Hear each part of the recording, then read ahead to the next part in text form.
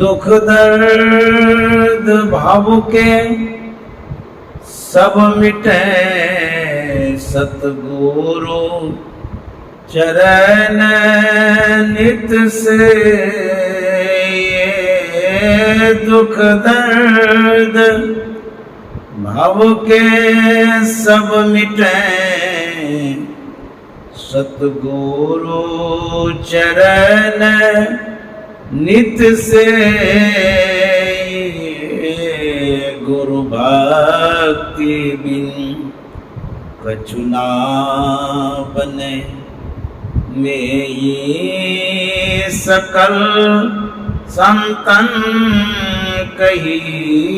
गुरु भक्ति बिन कछु ना बने। श्री सद्गुरु महाराज की जय। परमाराध्य सद्गुरु महाराज गुरुदेव महर्षि संत सेवी परमहंस जी महाराज किशनगंज जिला के प्रबुद्ध सत्संग प्रेमी महानुभाव माता एवं बहनों, आज संडे है, रविवार का दिन है, 13 जुलाई 2025 ईस्वी है। यह जो अवसर मिला है आज का और अभी का, कहीं न कहीं इस अवसरों में परम परमात्मा की असीम अनुकंपा है। हम लोग जो अभी बैठ कर के सब चर्चा कर रहे हैं, सत्संग कर रहे हैं, भगवत भजन कर रहे हैं, ये ईश्वर की देन है। अन्यथा इस तरह की चर्चा बिरले किसी को मिलती होगी। गोस्वामी जी ने कहा है, जब द्रव ही दीन दयाल राघव तब साधु संगति पाई। जो राघव परमात्मा ईश्वर हैं, वो द्रवते हैं, प्रसन्न होते हैं, कृपा करते हैं, तब साधु महात्मा का दर्शन प्रसन्न होता है। जब साधु महात्मा का दर्शन प्रसन्न होता है तो कहते जेहि दरस परस समागमादिक पाप राशि नसाई। जब दर्शन प्रसन्न करते हैं, साधु महात्मा का समागम होता है, मिलन जुलन होता है, बातचीत होती है, कहते हैं हमारा जो दुख है वो दूर होता है। चाहे वो किसी तरह की बातें हो, पारिवारिक समस्या हो या आध्यात्मिक समस्या हो, किसी तरह का दुख सबका शमन होता है संत समागम से। भगवान शंकर ने भी कहा है, गिरजा संत समागम समन लाभ कछुआन, बिनु हरि कृपा न पावई गावई वेद पुराण। हे गिरजा, संत समागम के समान दुनिया में कोई लाभ नहीं है। इसीलिए जब संत महात्मा का दर्शन प्रसन्न होता है, तब जाकर के समझिए कि किसी न किसी जन्म का पुण्य प्रताप है। पुण्य पुंज बिनु मिलहि न संता। जब पुण्य एकत्रित होता है तब संत महात्मा का दर्शन होता है। इसीलिए हम लोग सौभाग्यशाली हैं जो सत्संग में सम्मिलित हुए हैं। एक बार हथौरा ने चाबी से पूछा, अरे चाबी, तू तो बड़ी छोटी है, पतली है, दुबली है, तुम्हें लोहा बहुत कम है। हथौरा कहता है, हम में तो बहुत लोहा है, बहुत वजनदार भी हम हैं। चाबी की अपेक्षा हथौरे में बहुत लोहा होता है। तो हथौरा कहता है कि चाबी, तुम बड़े से बड़े ताले को आसानी से खोल पाती हो, लेकिन मैं इतना मोटा तगड़ा होकर के भी, शक्तिशाली होकर के भी छोटे छोटे ताले को भी नहीं खोल पाता हूँ। आखिर इसका क्या कारण है? चाबी जवाब देती है कि अरे हथौरा, मैं बड़े बड़े ताले को इसलिए खोल पाती हूँ, मैं ताला से निवेदन करती हूँ, प्रेम से, प्यार से उनके अंतःकरण में प्रवेश करती हूँ, और जैसे ही मैं निवेदन करती हूँ, बड़ा से बड़ा सब ताला खुल जाया करता है। और तुम प्रेम से नहीं प्रवेश करते हो, तुम प्रहार करते हो, इसीलिए ताला खुलता नहीं है, टूटता जरूर है।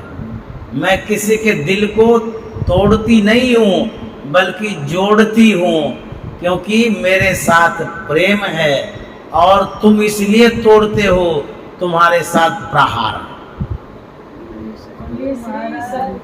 तुम जोड़ जबरदस्ती करते हो क्योंकि तुम्हारे पास बल है, अहंकार है।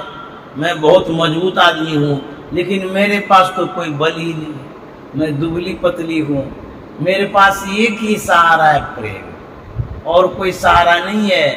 वही विनम्रता प्रेम के कारण मैं सबके दिल में राज करती हूँ, यही कारण है। तो यदि आपके हृदय में प्रेम है तो सब जगह आपको स्थान मिलेगा।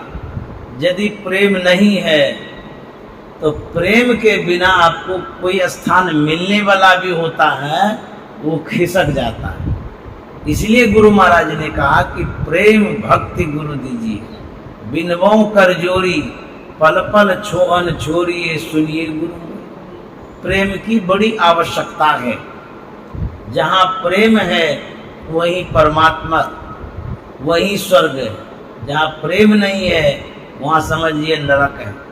संसार की सारी संपत्ति आपके पास है, सारा सुख है, भौतिकता में पूर्ण आप हैं। एसी लगा हुआ है, मुलायम सैया है, पौष्टिक आहार आपके किचन में है, खूब बढ़िया से घी दूध परोठा खाते हैं, लेकिन सिर्फ ओनली वन प्रेम नहीं है, वह परोठा भी नमकीन हो जाता है और मुलायम सैया भी चुभने लग जाती है, एसी भी नींद नहीं दे पाता।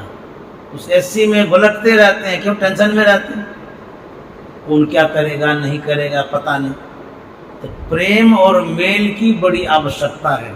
एक लघु कथा है, उसमें यह बताया गया है कि प्रेम से किस तरह से सब कुछ मिलता है। एक दरवाजे पर 3 अतिथि पहुंचे। अतिथियों ने आवाज दिया, आवाज अंतःपुर गई। आवाज सुनकर के एक महिला बाहर आती है। वो देखती है कि 3 मेहमान मेरे दरवाजे पर हैं। वह महिला सत्कार की भावना से, क्योंकि हमारे संस्कारों में है अतिथि देवो भव, यह सिखाया जाता है। हमारा संस्कार ही ऐसा है और हमारी संस्कृति ही ऐसी है कि जो अतिथि आते हैं देवता के समान। यही भारत की संस्कृति है, अच्छी सीख भी है। अतिथि की भावना से वह स्त्री कहती है, आप मेरे घर में पधारिए और मैं स्वागत सम्मान करती हूँ, चलिए। तो अतिथियों ने कहा कि आपके घर में और कौन सब सदस्य हैं? वह महिला कहती है कि अभी फिलहाल तो मेरी एक बच्ची है, मेरे पतिदेव पड़ोस में घूमने गए हैं, एक मैं हूँ। तो अतिथियों ने कहा कि जब आपके पतिदेव घर में आ जाएं तब आप मेरे पास आइएगा तो मैं आपके अंतःपुर में जा सकता हूँ। वह स्त्री अंदर चली गई, कुछ ही देर में पतिदेव आ गए। तो उस महिला ने अपने पतिदेव से कहा कि 3 मेहमान आए हैं, उनको मैं अंदर ले आना चाह रही थी, लेकिन उनका एक शर्त है। उन्होंने कहा कि जब तुम्हारे पतिदेव घर में होंगे तब हम लोग जाएंगे। आप तो आ ही गए हैं, तो क्या उन तीनों को बुला लाऊं? बोले हाँ हाँ, अरे अतिथि हैं तो अंदर लाइए, जलपान कराइए, बिठाइए। तो वह महिला अतिथियों के पास आ जाती है और कहती है कि हमारे पतिदेव आ गए हैं, तो आप अंदर चलें, क्योंकि हमारे पतिदेव ने कहा कि बुला के लाइए। अतिथियों ने कहा कि देखो मैं 3 हूँ, मेरा नाम प्रेम है, एक मेरे साथी सफलता है, तीसरा जो है वो धन है। 3 अतिथि हैं, तीनों में से एक ही कोई अंदर जाएंगे घर में। अतः आप जाकर के अपने पतिदेव से सलाह मशवरा करिए, वो तीनों में से एक किसी को किनको बुलाना चाहते, वह तुरंत अंदर जाती है, पतिदेव से सलाह करती है कि पतिदेव, जो तीनों मेहमान हैं उसमें 3 तरह के हैं, प्रेम है, सफलता है, धन है। वो कह रहे हैं कि हम एक साथ नहीं जाते अंदर, कोई एक जाएंगे, किन्हीं एक को बुलाना चाहते हैं तो बोल दीजिए किनको बुलावें। तो पतिदेव ने कहा कि सफलता को बुला लीजिए। उस धर्म पत्नी ने कहा कि नहीं नहीं, धन को बुलाती हूँ। एक छोटी सी बच्ची थी, जब सुनती है तो वो जवाब देती है कि नहीं नहीं, प्रेम को बुलाइए, सबसे बड़ा अच्छा होता है प्रेम। तो निर्णय हुआ कि प्रेम को बुलाइए। वह महिला बाहर आती है और अतिथियों से कहते हैं कि इसमें जो प्रेम है वो चलिए, क्योंकि प्रेम को ही बुलाया गया है। प्रेम चलता है अंदर। स्त्री आगे आगे जा रही थी, पीछे में प्रेम था, लेकिन उसके साथ सफलता और धन भी चल रहा था। जैसे स्त्री मुड़ कर के देखती है कि तीनों आ रहे हैं, उस महिला ने पूछ दिया उस अतिथि से, आप लोग तो कह रहे थे कि हम लोग अकेले जाते हैं, यहाँ तो देख रहे हैं तीनों जा रहे हैं, आप लोग बोलते कुछ और हैं, करते कुछ और हैं, ऐसा क्यों? तब अतिथियों ने कहा, जो प्रेम था वो समझाते हैं कि देखो, यदि तुम धन को बुलाती, ओनली वन धन जाता तुम्हारे साथ, न सफलता न प्रेम जाता। यदि तू सफलता को बुलाती तो सिर्फ सफलता ही तुम्हारे साथ जाता, प्रेम और धन नहीं जाता। तुमने जो प्रेम को बुलाया है, जहाँ प्रेम जाता है वहाँ धन और सफलता साथ होता है। तो जहाँ प्रेम है वहाँ सफलता है, जहाँ प्रेम है वहाँ धन है। प्रेम जहाँ होता है वहीं सब कुछ होता है। इसीलिए प्रेम की बड़ी आवश्यकता है। प्रेम कोई व्यक्ति तो नहीं है, प्रेम एक शब्द है, लेकिन प्रेम का जो प्रवाह है, जो धाराएं चलती है, वो मन में चलती है। प्रेम मन का उपज है, खेत में नहीं उपजता है। प्रेम न बारी उपजे, प्रेम न हाट बिका, राजा प्रजा जय रुचे, शीश दे ले जाए। किसी बगीचे में, खेत में, बाड़ी में प्रेम को नहीं पा सकते हैं, अथवा किसी देश में ढूंढने के लिए जाएंगे, प्रेम नहीं मिलेगा। किसी मॉल में, बिग बाजार में, कहीं भी आप खोजिएगा, प्रेम की पुड़िया नहीं मिलेगी। आप बिग बाजार में जाइए, कहिए कि इतना सामान सजा हुआ है आपके बिग बाजार में, एगो पुड़िया प्रेम का दे दीजिए। शॉपिंग वाला क्या कहेगा, पागल कहाँ से आ गया। अच्छा, प्रेम मांगना क्या पागल है? सब कुछ आप बेचते हैं, प्रेम को बेचते नहीं है। कैसा शॉप है आपका, कैसी दुकानें हैं, प्रेम तो रखना चाहिए ना। प्रेम ही नहीं है, बड़ी विडंबना है। सब कुछ मिलता है, दुकान में प्रेम नहीं मिलता है। कहता प्रेम न बारी उपजे, प्रेम न हाट बिका, राजा प्रजा जय रुचे, शीश दे ले। कैसे मिलता है प्रेम? आपके अंदर में जो मैंपन है, मद है, अहंकार है कि मैं सब कुछ हूँ, बहुत कुछ हूँ, मुझसे सब छोटा है, यही आपके दुख का, कष्ट का कारण है। आप यदि बड़े बने हुए हैं तो आपको प्यार प्रेम नहीं मिलेगा। तब कैसे मिलेगा? जैसे बरसात का समय हो, जो पात्र आपका है उल्टे रहे, बाल्टी या कटोरा ले लीजिए, उसको उल्टा के रखिए, तो कितना पानी उसमें जाएगा? एक बूंद भी नहीं जाएगा, कुछ भी नहीं जाएगा। कटोरा उल्टा के रखेगा तो कैसे जाएगा? तब पात्र को सीधा रखते हैं, डीप जब उसमें होता गहराई, तब जाकर के उसमें पानी जमा होता है, रुकता है।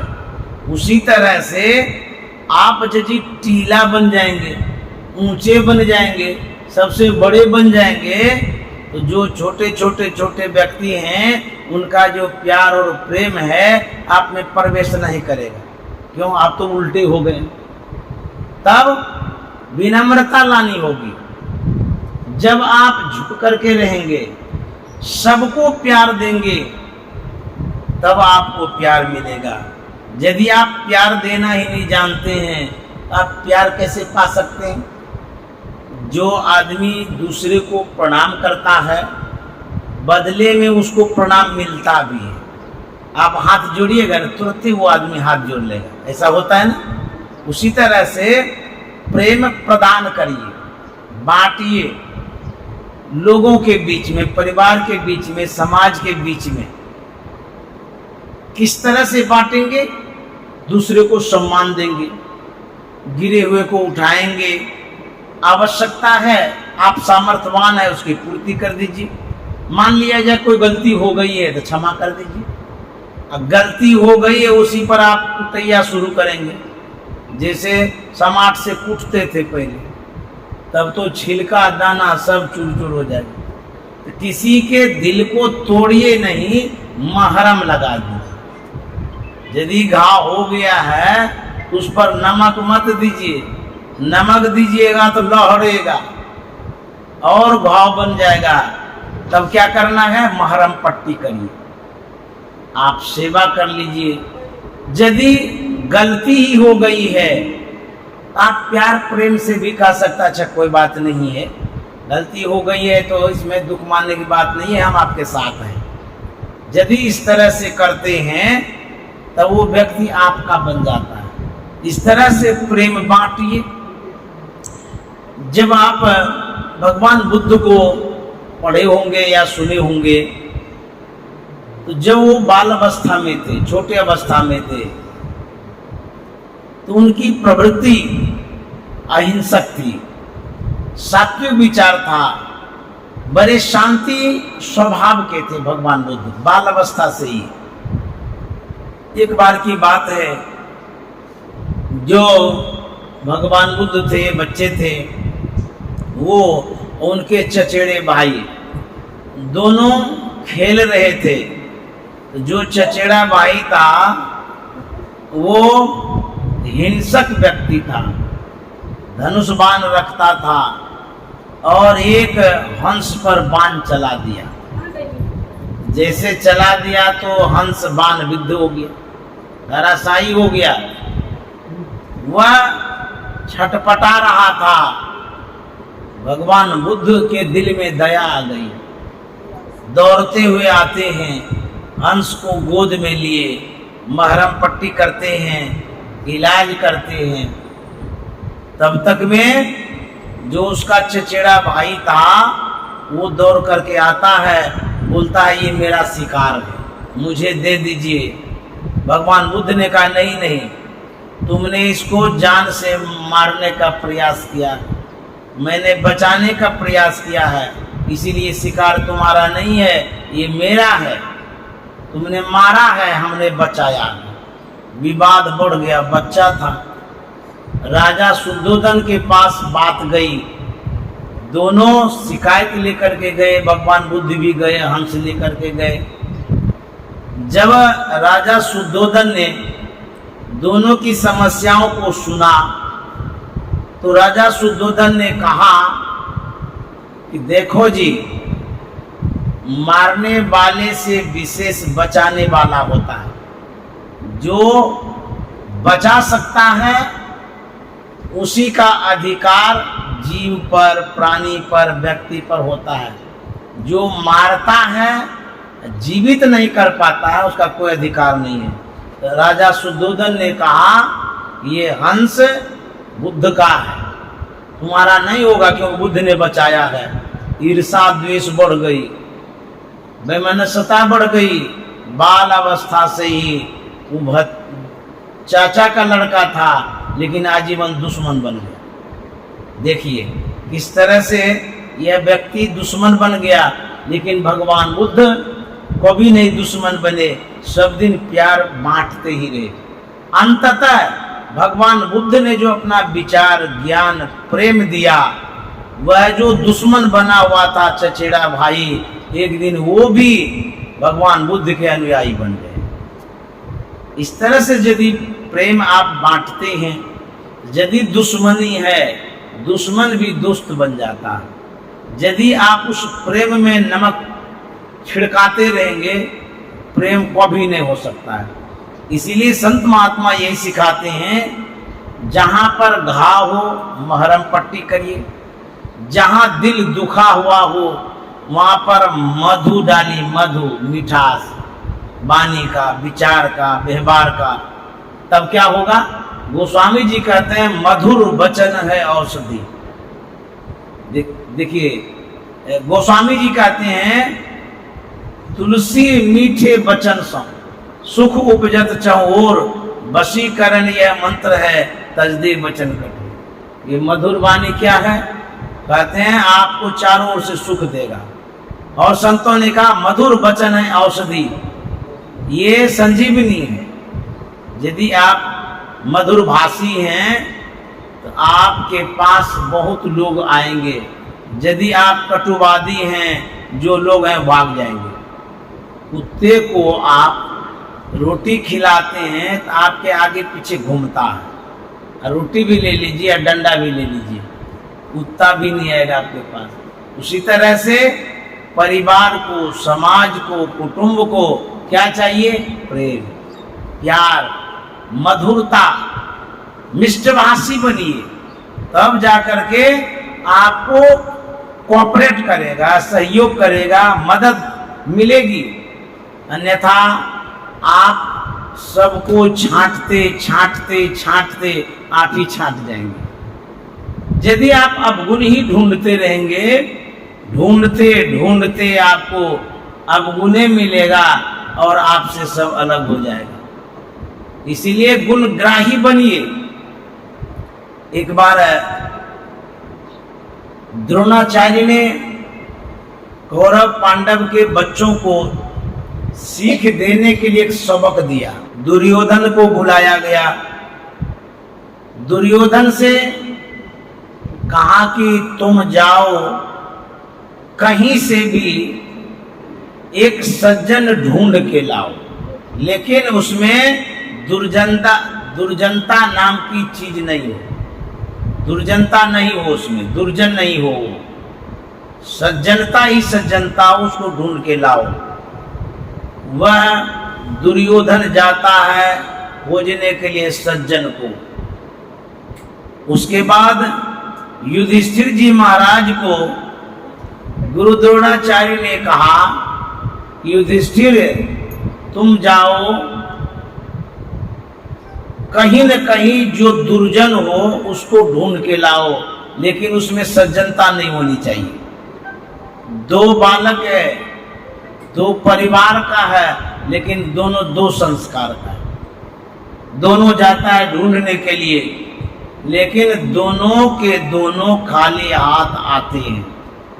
दुर्योधन से पूछा गया कि दुर्योधन तुमको कोई सज्जन नहीं मिला, खाली हाथ लौट करके आए।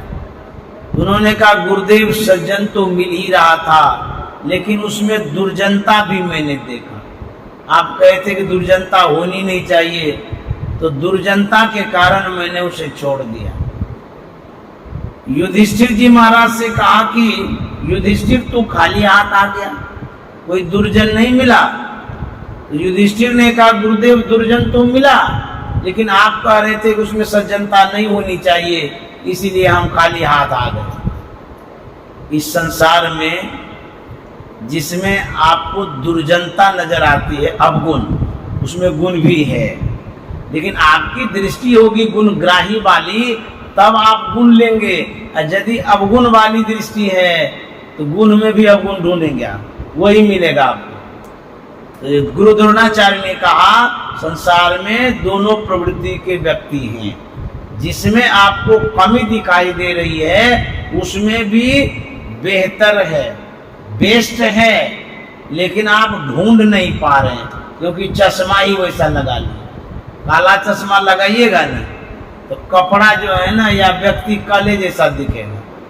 एक कोई व्यक्ति अपने पत्नी को लेकर के शॉप में गया, दुकान में, तो उनकी जो पत्नी थी उसको मोतियाबिंद की बीमारी हो गई थी, वो चश्मा पहन रखी थी। तो जो चश्मा पहन के रखी थी काला रंग का चश्मा था। वो महिला ने दुकान वाले से कहा कि दुकानदार साहब हमको पीली साड़ी दीजिए, जितना दाम का हो उतना। तो दुकानदार एक से एक साड़ी निकालता है, उसके सामने प्रस्तुत करता है कि ये देखिए पसंद है। बोले हाँ पसंद तो है लेकिन पीली दीजिए। दूसरा ला करके दिया और डीप वाला, बोले ये देखिए। बोले अरे ये हम कारण पीली दीजिए। जितनी सारी लाते गए सबको रिजेक्ट करते गई वो, और वो बोलती रही कि पीली दीजिए। दुकानदार को लगा कि बात क्या है, हम तो सारे पीली ही देते हैं, इसको पीली नजर क्यों नहीं आती है। दुकानदार की नजर पड़ गई आंख चश्मे पर। बोले कि माता जी हम तो पीली ही साड़ी देते हैं, आपके आंख पर जो चश्मा है उसको हटा करके देखिए तब पीली नजर आएगी, क्योंकि चश्मे का जो रंग है काला है, इसीलिए सब के सब पीली साड़ी भी काली दिखती है। तो जब हटाया गया तब उसको सूझा रहे तो पीली ही है। ठीक उसी तरह से हमारी जो भावना है, जो विचार है, वो जो दृष्टि है, उस दृष्टि पर कालिमा छा गई है, अज्ञानता छा गई है, अबोधता छा गई है, अल्पज्ञता छा गई है। इसीलिए हम उसी दृष्टि से सबको देखते हैं तो कोई ज्ञानी नहीं है, सबको अज्ञानी समझते हैं, सबको छोटा समझते हैं, सबको बेवकूफ समझते हैं, अपने को होशियार समझते हैं। यही दुख का कारण है। सबको बड़ा समझिए, अपने को छोटा समझिए, तब आप बड़े हो सकते हैं। गुरु महाराज ने कहा है अति दीन होके जिसने सत्संग सुमति ली, अपने को सोई में ही गुरु शरण में कर ली। अवगुण ढूंढना नहीं है, बल्कि अवगुणी व्यक्ति के अंदर में जो गुण है वो ढूंढना है। एक गुरुजी और चेला राम थे, दोनों के दोनों यात्रा पर थे, कहीं जा रहे थे। गुरुजी के हाथ में एक छड़ी थी, वो छड़ी घुमाते हुए जा रहे थे। चेला राम ने कहा कि गुरुजी सब दिन इस छड़ी को ढोते रहते हैं, आखिर इसको इतना ढोते क्यों है, कि किस काम में आती है छड़ी? कोई मोटी भी नहीं है, पतली जैसी है। तो कोई मोटा जैसा होता डंडा तो अलग बात, आप क्यों इसको ढोते रहते हैं? गुरुजी ने कहा कि चेला राम ये जो छड़ी है बड़ी चमत्कारिक छड़ी है। बोला अच्छा, इतनी पतली सी छड़ी है, चमत्कारिक है, क्या चमत्कार इसमें होता है? बोले कि चेला राम इस छड़ी में विशेषता यही है कि जिसके शरीर में सटाएंगे उसके शरीर का सब कुछ स्कैन करके बता देगा कि इसके अंदर में क्या गुण अवगुण है। बोले बाप ऐसा है? स्कैनर मशीन में जब डालते हैं ना वही चीज स्कैन हो जाता है, वो दिखता है ना। ठीक उसी तरह से छड़ी वैसी है स्कैनर मशीन के समान, जैसे सटाइएगा आपको सब कुछ नजर आ जाएगा। बोले बाप रे बाप ऐसी छड़ी है? बोले हाँ। तो बोले कि दीजिए तो थोड़ा सा टेस्ट करते हैं। बोले कि तुम लेकर के देखो। गुरुजी ने छड़ी दिया चेला राम को, वो घुमा फिरा रहे थे, देख रहे थे, मन में हो रहा था तो किसके शरीर में सटाएंगे, आसपास में तो कोई नजर ही नहीं आ रहा है। सोचा कि कोई नजर आवे ना आवे, जिनकी छड़ी है उसी के शरीर में सटा के देखते हैं। ये गुरुजी ने दिया है, पहले गुरुजी को जांच लेते हैं, क्योंकि छड़ी बताती है गुण अवगुण। तो सोचते सोचते गुरुजी के शरीर में सटा दिया। बोले अरे ये क्या कर रहा है? बोले गुरुजी आपकी छड़ी है ना, चमत्कारिक छड़ी है, इसीलिए पहले आप ही को जांचेंगे। बोले अच्छा हम ही को जांचेगा? बोले हाँ। तो बोले जांचो। सटा दिया। गुरुजी के अंदर में जो अवगुण था, अज्ञानता थी, सब चेला राम को नजर आ गया। बोला छी छी राम राम, आपके जैसे व्यक्ति के साथ रहना ही नहीं चाहिए था। आपने ठीक ही किया जो छड़ी दे दिया, मुझे पता चल गया आप इतने अज्ञानी हैं, इतने अबोध हैं, आपके अंदर में इतना पाप पड़ा हुआ है। लीजिए छड़ी, हम नहीं लेंगे आपके साथ में, हम चले आप। तो गुरु जी को छड़ी फेंक दिया, भागने लगा। बोला चेला राम थोड़ा ठहरो ठहरो, रुको, मेरे शरीर में तो सटा के देख ही लिया, हम इतने अवगुणी हैं, थोड़ा अपने शरीर में भी सटा के देखो, जांचो परखो, हमसे तुम कम है कि बेसी है। बोले ठीक है, हम भी सटा के देखते हैं। जब मशीन जांच वाला है तो छड़ी जैसे चेला राम सटाया तो देखता है गुरुजी से भी विशेष हमारे अंदर में ही पाप है। बोले गुरुजी ये तो देखते हैं आपसे भी विशेष हमारे अंदर में पाप है, अज्ञानता है। गुरुजी माफ कर दीजिए, गलती हो गई, खाली हम आपके ही शरीर में सटाए थे, हमको पता नहीं था। जब हम अपने में सटाए तब पता चला कि हमारे अंदर में आपसे विशेष अज्ञानता है। मत देख पराया अवगुण, दूसरे के अवगुण को मत देखिए। लोग कैसे होते हैं कि आपके अंदर में जो अवगुण है उसको ढक के रखते हैं, और दूसरे के अंदर जो अवगुण है उसको उघाड़ते रहते हैं। देख के परदोष रजसम, दूसरे के दोष को धूल के समान आप देख रहे हैं, लेकिन कहत गिरी समसोई, मिर्च मसाला बना के बोलते हैं। थोड़ा सा दोष है, पहाड़ के समान कहने लग जाते, ये है वो है। कहते हैं देख के परदोष रजसम, कहत गिरी समसोई रे, अपने दोष मेरु सम है, तिन्ह राखत गोई।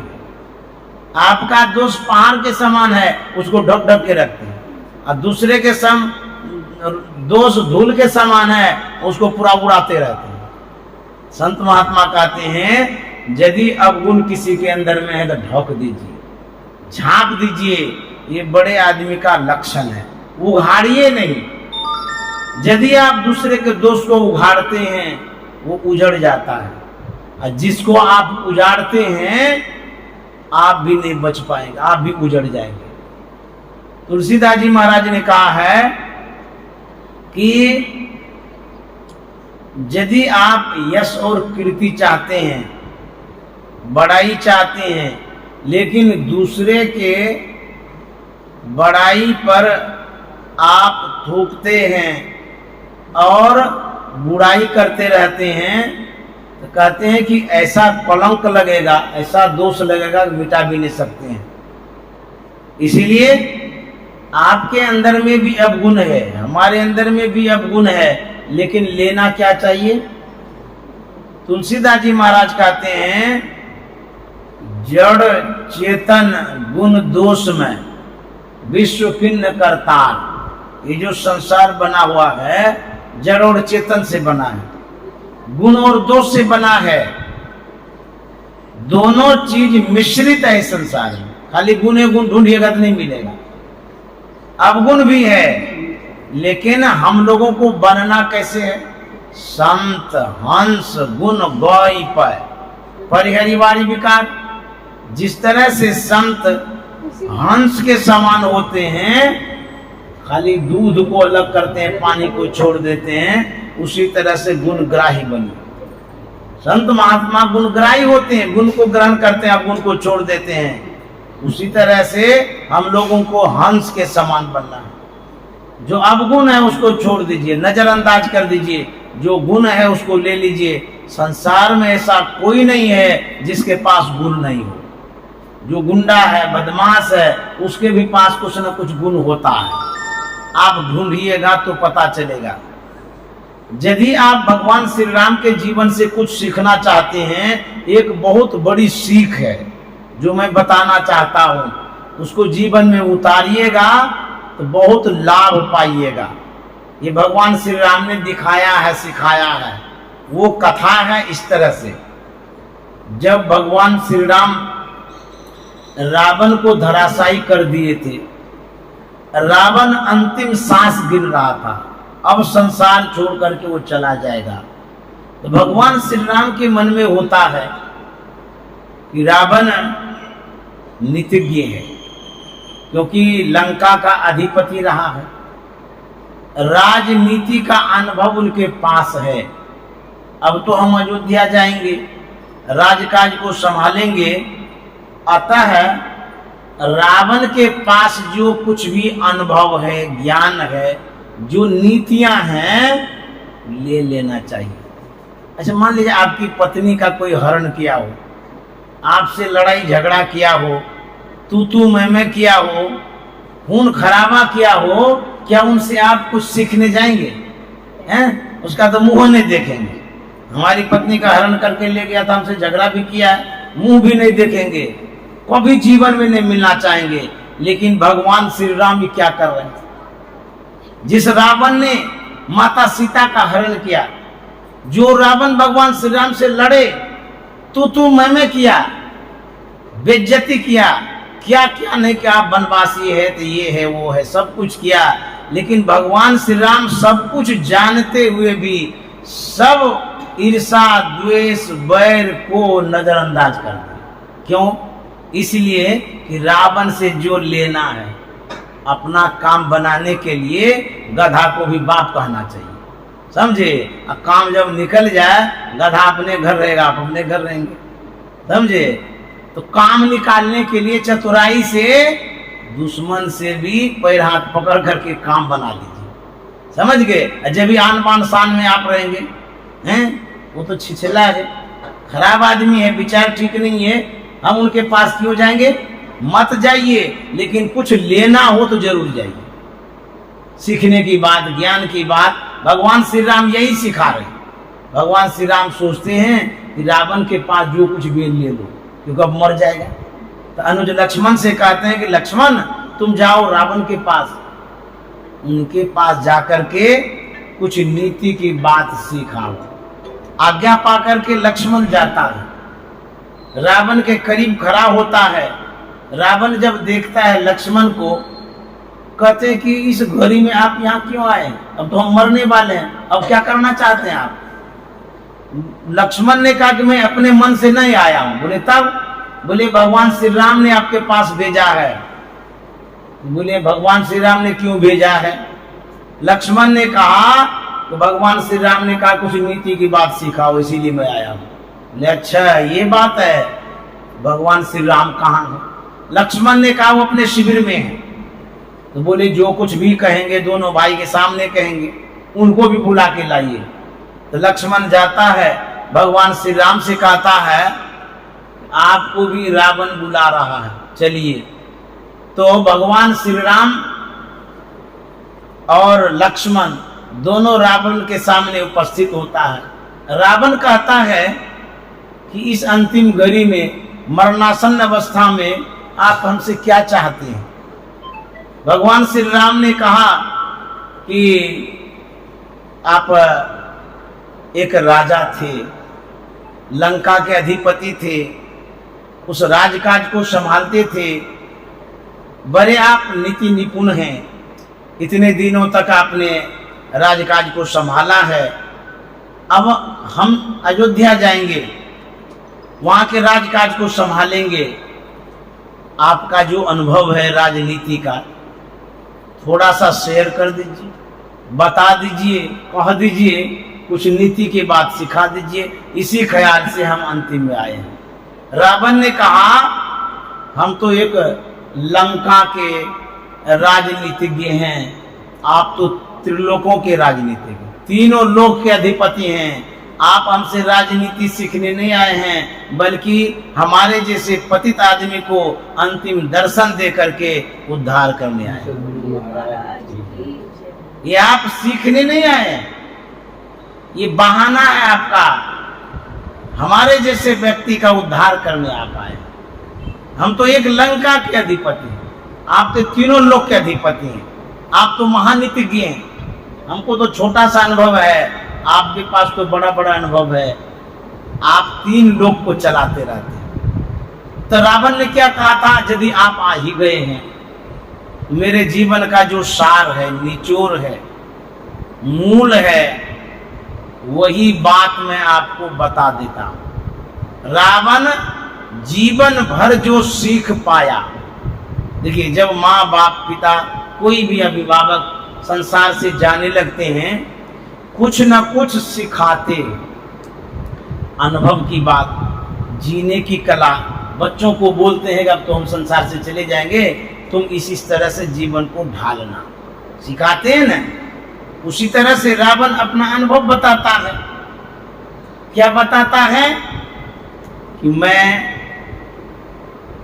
नरक गया था, नरक वासियों की जो यातनाएं थी उसको मैंने देखा, बड़ा कष्ट कड़ा रहा था, बहुत दुख देखा, मेरे मन में दया आ गई कि इतना कष्ट होता है नरक में।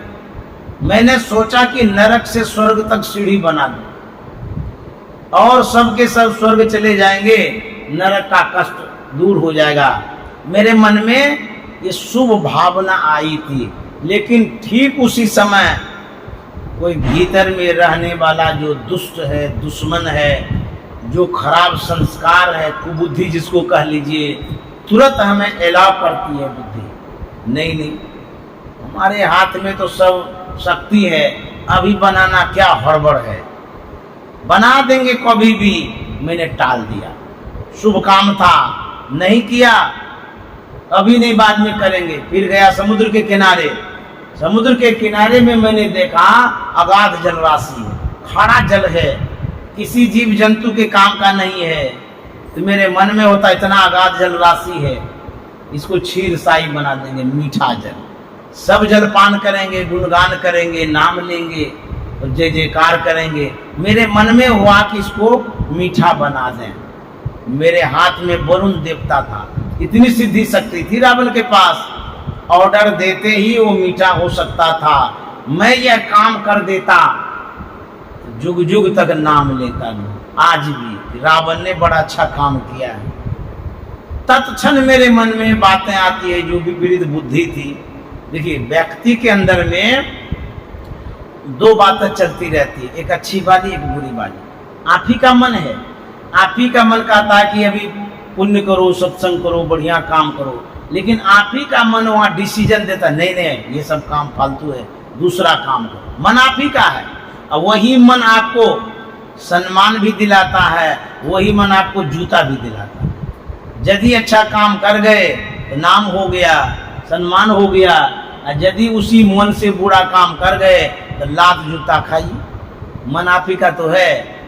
अच्छा सोचा हुआ मन आपको बहुत आगे बढ़ाता है, समाज में भी, घर परिवार में ही। और यदि विपरीत बुद्धि आ गई, खराब बुद्धि आ गई, वही गाली गलौज दिलाता है, अपमान आप होते हैं, और समाज में अपकीर्ति भी फैलती है। इसलिए आप ही के पास बुद्धि भी है, मन भी है। भगवान बुद्ध ने कहा सुमार्ग पर लगा हुआ मन आपका सुमित्र है, कुमार्ग पर लगा हुआ मन आपका कुमित्र है। यदि अच्छे मार्ग पर आपका मन लगा हुआ है, वैसा दोस्त आपको दुनिया में कभी नहीं मिलेगा, कोई नहीं मिलेगा।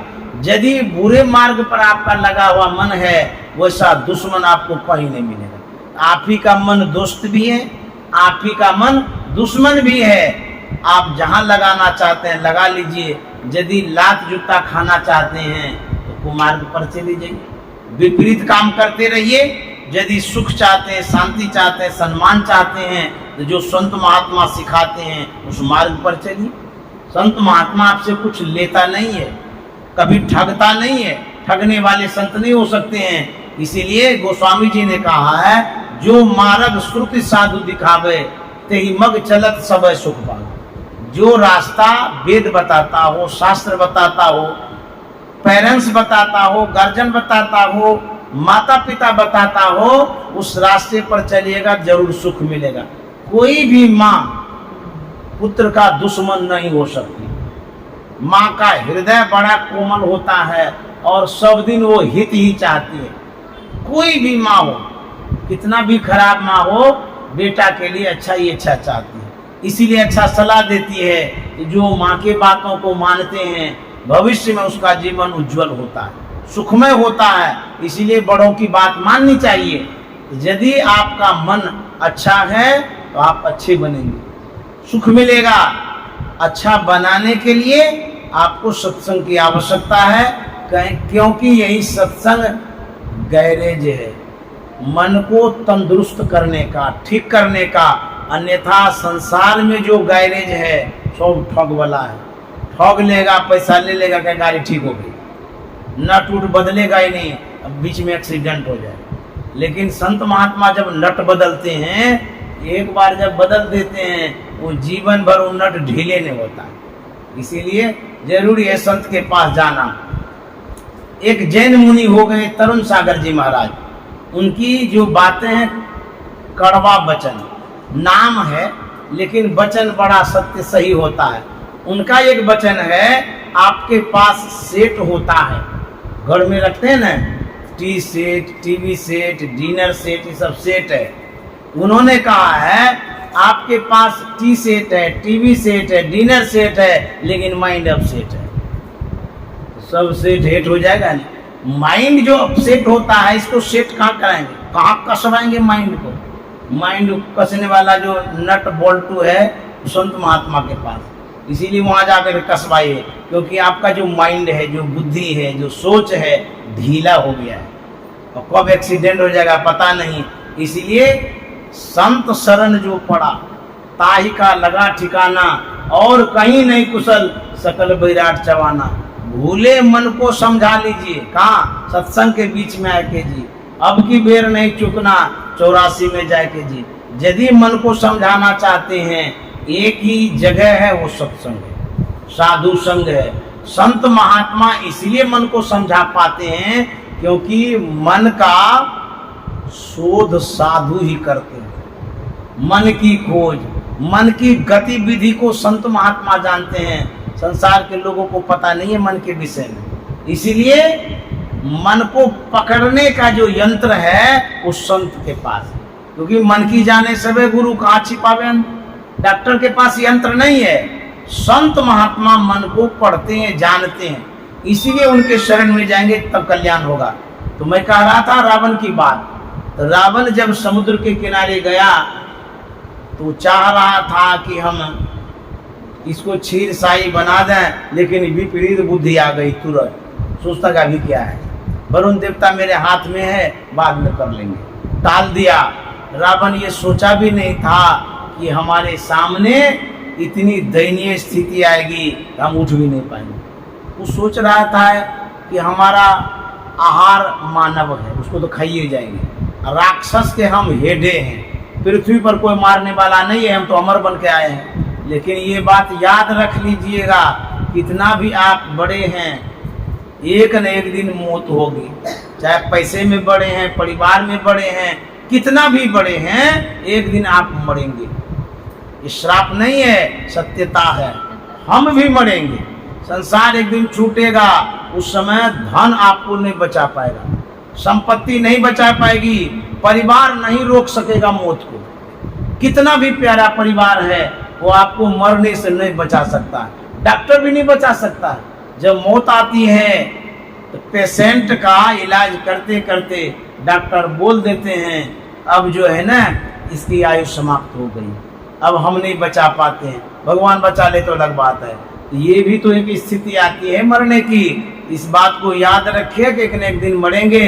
रावण भी मरा, और रावण कहता है मैं अपना अनुभव कह रहा हूँ, सुबह से शीघ्र, इतना ही शब्द कहा था भगवान श्री राम को।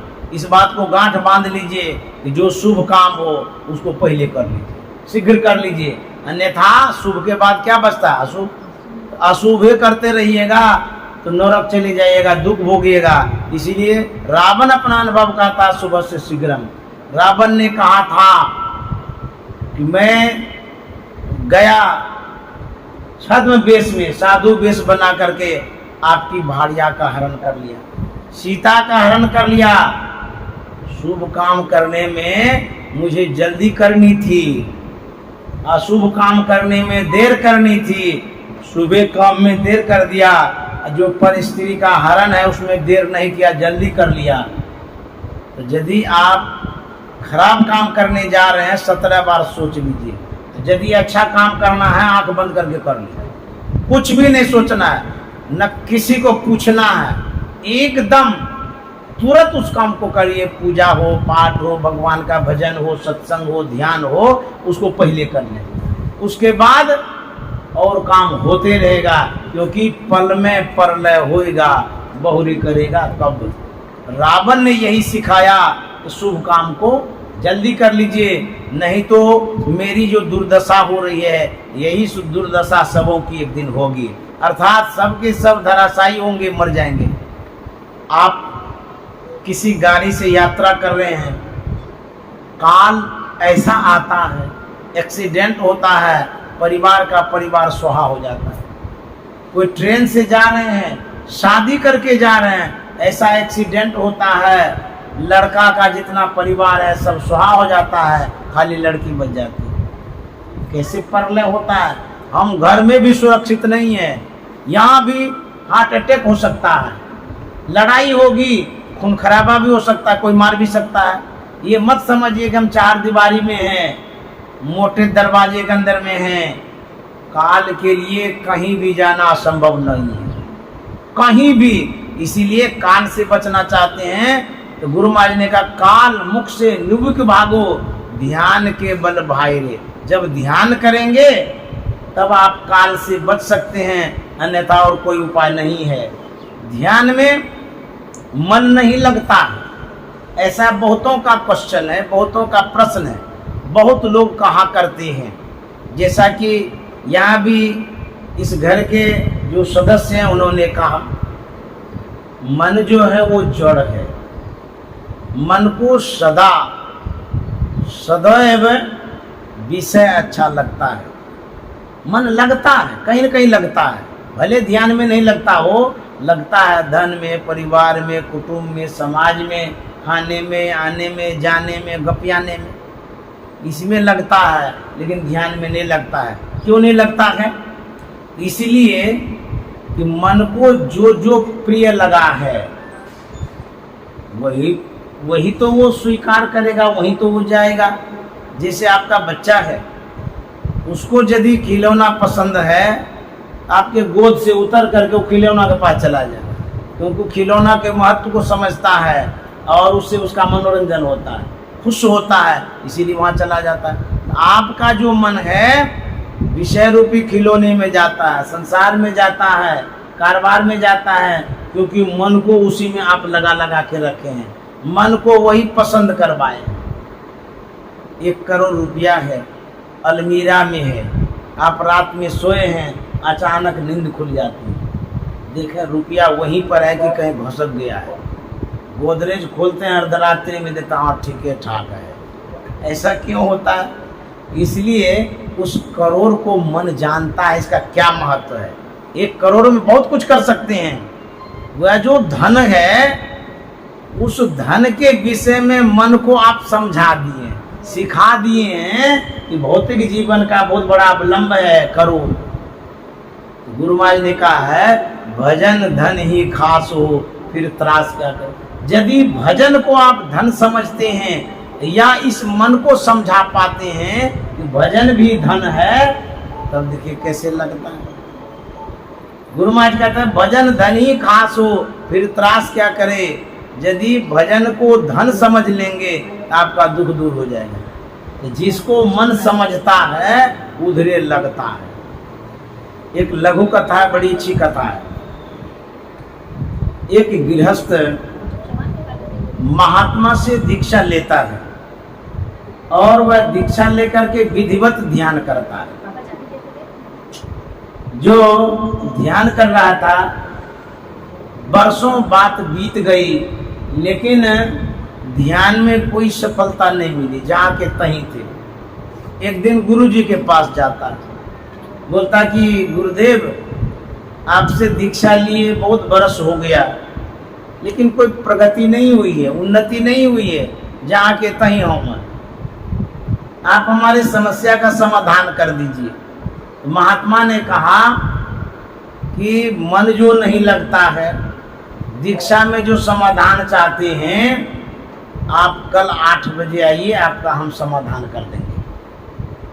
वह व्यक्ति चला जाता है, ठीक 8 बजे कुटिया पर पहुंचता है, लेकिन वहां महात्मा थे नहीं। उस सज्जन ने किसी से पूछा, महात्मा भी बड़े गजब के निकले, हमको टाइम दे दिए थे 8 बजे का, और उसको देखते हैं यहाँ है ये नहीं है, जिज्ञासा का समाधान करना था, वो कहाँ चले गए। तो उस सज्जन ने कहा कि महात्मा कहीं बाहर नहीं गए हैं। तब बोले अपने बगीचे में, उद्यान में धान का खेती लगा रहे हैं। बोले देखिए, समय दे दिए थे जिज्ञासा समाधान का, वो अपने कारोबार में लग गए। कैसा विचित्र महात्मा है। बोले कि दूर में नहीं है, बगल में ही चले जाइए, मिल लीजिएगा। वह व्यक्ति जाता है और महात्मा से कहता है, आप 8 बजे का टाइम दिए थे समाधान करने का, और यहाँ तो आप अपने धंधे में लगे हुए हैं, समय का ख्याल रखना चाहिए। तो महात्मा ने कहा, तुम्हारे समस्याओं का हम समाधान कर रहे हैं। बोले बड़ा विचित्र बात है, हमारे समस्याओं का समाधान, अभी तो बातचीत भी नहीं की है, तो समाधान कैसे कर रहे हैं। बोले कि मैं क्या कर रहा हूँ बताओ। बोले आप यही कर रहे हैं, जो बिचड़ी है धान का, यहाँ से उखाड़ते हैं और कादवा में रोपते हैं। तो बोले यही तुम्हारा समाधान है। बोले ये कैसे समाधान है, कि बिचड़ी बोने वाला समाधान। हम तो पूछे थे मन नहीं लगता है, उसको लगाने के लिए बताइए, तो आप बिचड़ी बो रहे थे, इसमें क्या लेना देना इसका। बोले कि देखो, मैं यहाँ से बिचड़ी उखाड़ता हूँ, जो दलदल है उसमें लगाता हूँ अनुकूल खेत में। बोले हाँ, ठीक उसी तरह से तुम्हारा मन जहाँ गड़ा हुआ है वहाँ से उखाड़ो, और जहाँ मैं बताया हूँ ध्यान के लक्ष्य में गाड़ो। यही करना है। कहाँ लगा हुआ है, आप सुबह से शाम तक डायरी में नोट करिएगा। सुबह से लेकर के शाम तक ये मन करता क्या है। जैसे उठते हैं बेटी चाय बोड़े बोड़ पैखाना जाते हैं, पेशाब में जाते हैं, उसके बाद कहता है परोठा बना के रखो, फिर वो खाते पीते हैं, फिर जाकर के काम धंधों में जाते हैं, वो पियाते हैं, कारोबार में लगे रहते हैं। सुबह से शाम तक संसार में ही मन को गड़ा के रखते हैं। रात में घर आते हैं और बढ़िया से भोजन करते हैं, गला तक पहुंचा करके, उसके बाद खर्राटा लेके सोते हैं। सुबह से शाम तक तो संसार का ही काम किए, भजन कब किए। यदि कभी बैठते भी हैं ध्यान करने के लिए, न जाने इस मन को कौन सांप सूंघने आता है, चट से उठ जाता है। और बहुत लोग बैठते हैं ध्यान करने के लिए, ध्यान में प्लानिंग करते हैं, बेटी की शादी होने वाली है, किस मॉल में जाके शॉपिंग करेंगे, कौन सी साड़ी लेंगे, कौन गहना लेंगे। बहुत लोग ध्यान में बैठते हैं, दुकान के विषय में सोचते हैं, आज जो कस्टमर आएगा उसको कौन सा सामान देंगे, ले वही हिसाब किताब होता है ध्यान के समय। ये मन तो ऐसा ही है। एक घोड़ा है, घोड़े को दिन भर आप छोड़ दीजिए खुला, एक दिन छोड़िए, 2 दिन छोड़िए, साल भर छोड़िए, एक दिन उसको बांध के रखिए, रस्सा तोड़ देगा। क्यों, उसकी आदत ही बन गई है भागने की, खुला छुट्टा रहने की। एक दिन आप बांधते हैं। उसी तरह से ये मन जो है जन्मों जन्म से संसार में भागते रहता, छुट्टा है, खुला है। एक दिन आप ध्यान में लगाते हैं, बांधते हैं, तो आपके ध्यान में जो बंधन है बड़ा कमजोर है। कबीर साहब ने कहा है, दृढ़ करू दृढ़ करू दृढ़ करू हो जोगी, दृढ़ करू हो जोगी, दृढ़ करू वो सुरतिया की डोरिया, दृढ़ करू वो सुरतिया की डोरिया, दृढ़ करू। अब तुरंत समाप्त करेंगे, इस बात को पूरा करते हैं। कबीर साहब कहते हैं, जो सूरत है, सूरतिया अर्थात सूरत, यह जो सूरत है इसकी डोरी बनाइए और इसको दृढ़ करिए, मजबूत करिए। अर्थात हमारा जो ख्याल है, ख्याल पसर गया, यह मन पसरा हुआ है। कहाँ, विषय में, संसार में, ये जो पसर गया है, इसीलिए हमारी सूरत मोटी हो गई, फैल गई है। कहता पसरा मना बटोर गई। समेटने के लिए कहते हैं, जैसे एक गाय है, उसको आप रस्सी में बांधते हैं, यदि पतली रस्सी हो, कमजोर रस्सी हो, तो तोड़ के वो भाग जाएगी। यदि जिस खुट्टा में आप बांधते हैं वो खुट्टा भी कमजोर हो, घिंच घाच के भाग जाएगी। उसी तरह से मन रूपी गाय को आप जिस खुट्टा में बांध रहे हैं, तोड़ करके बांधता है। जिस रस्सी में बांधते हैं वो तोड़ करके भाग जाता है। ये रस्सी कैसी है? विचारों की, बुद्धि की, विवेक की, यही रस्सी है। इसी विचार से तो आप ध्यान में लगाना चाहते हैं, लेकिन इस विचार को उड़ेल देता है, तोड़ देता है। तब क्या करेंगे? कहते हैं आपका जो विचार है, आपकी जो बुद्धि है, उसको शुद्ध भी करिए, सिद्ध भी करिए और मजबूत भी करिए। रिफाइंड करते हैं ना, तेलों का रिफाइंड, उसमें शुद्धता बढ़ती है। उसी तरह से हमारे पास जो बुद्धि है, इस बुद्धि को शुद्ध करिए, रिफाइंड करिए। कहाँ पर मशीन है बुद्धि को शुद्ध करने का?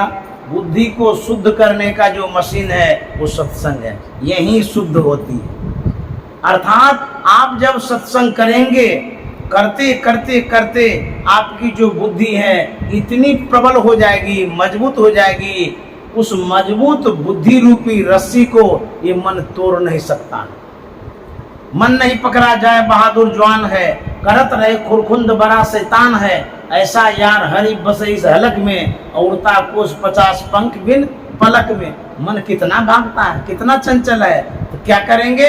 पलटू साहब कहते हैं मन पर निगरानी रखिए, सुबह से शाम तक में इसको सबक दीजिए, सत्संग का, ध्यान का, पूजा का, पाठ का।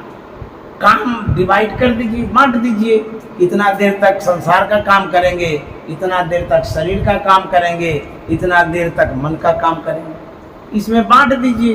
अब मन के काम के लिए ध्यान ही नहीं देते हैं, कहता मन नहीं लगता है। कितना बार ध्यान करते हैं, कितनी देर करते हैं, ये कितने जन्मों से ये बेघर है। और उसको आप समेटने के लिए क्षण भर में चाहते हैं समेट में आ जाए, तो कैसे होगा? ये बिगड़ा हुआ मन है, भटका हुआ मन है, विषय में अटका हुआ मन है, संसार में लटका हुआ मन है। इसीलिए इसको फुसला के, पंगला करके किसी न किसी तरह से इसको लाइन पर लाना होगा। प्यार से, प्रेम से, प्रहार के द्वारा भी, डांट डपट करके। मन में दृढ़ता लगेगी, हमको ध्यान करना है, इस समय करना है तो करना है। दुनिया डूबे तो डूबने दो, जाने दो उसको, हमको कोई नहीं लेना देना है दुनिया से, क्योंकि ये भजन ही आपके साथ जाएगा। दुनिया को संभालने में आप रहिएगा, अब प्रलय हो जाएगा, दुनिया तो बह जाएगी, आप भी बह जाएंगे, लेकिन आपका मन जो है फिर 84 में लेके चला जाएगा, बहाते रहेगा। मुझे है काम ईश्वर से, जगत रूठे तो रूठन दे। आप अपने काम को करते रहिए। संसार का काम किसी ने पूरा नहीं किया है। आप जो कुछ भी करना चाहते हैं अधूरा ही करके आप जाइएगा। कोई ने पूरा किया, भगवान भी पूरा नहीं किया है, इसलिए आपसे भी पूरा नहीं होगा। संसार को पूरा मत करिए, संसार में अपना काम पूरा कर लीजिए, तब आप चतुर हैं, सयाने हैं। अन्यथा संसार तो बहिए रहा है, आप भी बहते रहेंगे, बहते रहिए।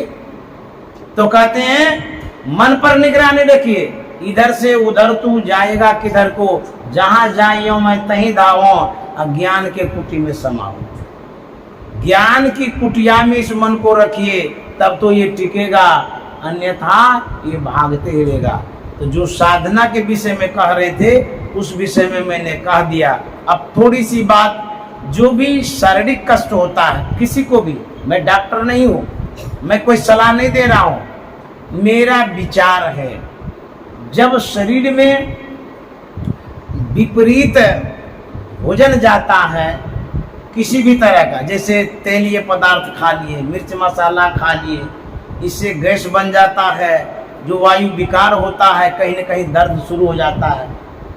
सभी बीमारियों का एक इलाज बता देते हैं, जो साधु महात्मा बताते रहते हैं, एक्सरसाइज। उपवास करिए, एक्सरसाइज करिए, पर्याप्त पानी पीजिए, सात्विक भोजन करिए। जहाँ भी दर्द है उसमें रिलीफ आपको अवश्य मिलेगा। यही एक उपाय है। अन्यथा बहुत डॉक्टर हैं, उनसे दवाई लीजिए, जहाँ जाना हो जाते रहिए। यदि सस्ता में आप इलाज करना चाहते हैं, कमर दर्द, ठौना दर्द, पेट का दर्द, माथा का दर्द, रोज एक्सरसाइज करिए, योगा, उसके लिए समय दीजिए। अन्यथा दवाई तो मिलती ही है, बगल में हॉस्पिटल भी है, मेडिसिन की दुकान है, लाला करके रोटी भात के तरह वो भी खाते रहिए। ऐसे भी मरीज बहुत हैं, बहुत पेशेंट को देखते हैं, डॉक्टर इतनी दवाई लिखता है कि बेचारा 3-4 टाइम भुज्जा के तरह खाता है, उसका तो पेट उसी से भर जाता है, वो भोजन क्या करेगा? भोजन नहीं करता और सिस्टम खराब हो जाता है। तो भुज्जा के तरह पेट भरते रहिए। अच्छा, लीवर को दवाई भी पचाने के लिए शक्ति चाहिए, दवाई में पावर होता है। आपका लीवर स्ट्रांग रहेगा तब तो दवाई को पचाएगा।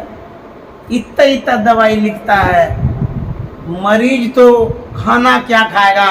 सुबह उठते ही भूखे पेट टैबलेट लीजिए, धन्य है डॉक्टर साहब। उसके बाद दोपहर में खाने के पहले टैबलेट लीजिए। बाप रे बाप, खाने के पहले आपको दवाई खाना है, उसके बाद खाना खाना है।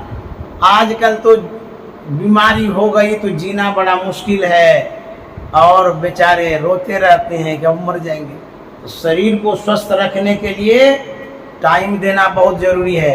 एक अभिनेता है जो फिल्म स्टार है, उसका नाम है अक्षय कुमार। मैं सुनता रहता हूँ बहुतों के बातों को, जीवनी को, डिबेट होता है ना, उसको सुनता हूँ। उनकी एक बात बड़ी अच्छी लगी मुझे। उन्होंने कहा, यदि सवेरे सवेरे शरीर के लिए 15-20 मिनट तक भी आपके पास समय नहीं है योगा आदि करने के लिए, आपको जीने का कोई अधिकार नहीं, मर जाइए आप। संसार में रह के क्या करिएगा? इस बात को लिख लीजिए, पर डे योगा करना है। मैं आज भी तो करके आया हूँ, मैं भी करता हूँ, ऐसा नहीं खाली कहता हूँ। तो स्वास्थ्य को बनाए रखने के लिए योगा जरूरी है। जो वेट है, जो फेट है, ये दोनों को कंट्रोल में रखिए। उसके बाद सादा भोजन करिए, समय पर सोइए, समय पर उठिए। एक वाक्य भगवान कृष्ण का कह के मैं विराम दे रहा हूँ। भगवान कृष्ण ने कहा था, युक्ताहार विहारस्य युक्त चेष्टस्य कर्मसु युक्त स्वप्नावबोधस्य योगो भवति दुःखा। जीवन का ये सार है, जीवन का एक मूल मंत्र है। इसी को पढ़ के अर्थ जान लीजिए, इसी के अनुसार जीवन को ढाल दीजिए, आपका जीवन सत्यम शिवम सुंदरम हो जाएगा। इसका मतलब है कि युक्ताहार विहारस्य, युक्त मतलब संयुक्त आहार हो, संयमित आहार हो, और विहार का मतलब होता है कार्यक्रम, दिनचर्या, आना जाना आपका नपा तुला हो। ये नहीं कि शॉपिंग में गए तो दिन भर घूमते रह गए एसी वाला रूम में, काम से जाइए फिर चले। इसको कहता आहार, युक्त आहार विहारस्य युक्त चेष्टस्य कर्मसु। जो आप कर्म करते हैं, चेष्टा करते हैं, उसमें भी नपा तुला होना चाहिए। ये नहीं कि बस करते ही रहे। सोइए समय पर, उठिए समय पर, खाइए संयमित और संतुलित, जो पच जाए बढ़िया से, और आपकी जो दिनचर्या है उसको नाप करके रखिए, कंट्रोल में रखिए। ये नहीं कि बहते रहिए संसार में, तब देखिए आपके जीवन में जो दुख है वो बह जाएगा, समाप्त हो जाएगा। मैं इन्हीं शब्दों के साथ विराम दे रहा हूँ। जो हमारे राजकुमार बाबू हैं उनको मैं प्रणाम करता हूँ, इस घर के सदस्य हैं, और उन सदस्यों में से जो भी बहू हैं, बेटे हैं, पोता है, जो भी है, मैं सबके लिए साधुवाद देता हूँ। श्री सद्गुरु महाराज की जय।